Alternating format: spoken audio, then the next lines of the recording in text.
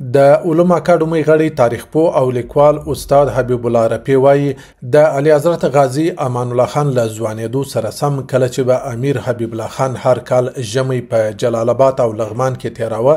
نو د کابل اداره به شاهزاده امان الله خان ته سپارل. شاهزاده امان الله خان به له درباریانو سره خورا غوره چلند کاوه، له پوځیانو سره به یې لیدنې کولې او غوره افسران او سرتیري به یې نازول.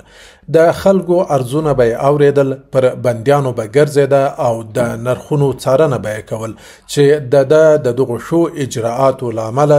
د کابل خلک له ده څخه ډېر خوشحاله او راتلونکي ته ډېر خوشبینه وه. کله چې امیر حبیب الله خان د 1919 میلادي کال د فبروري پر 20 د لغمان په کلګوش کې په شهادت ورسېدی،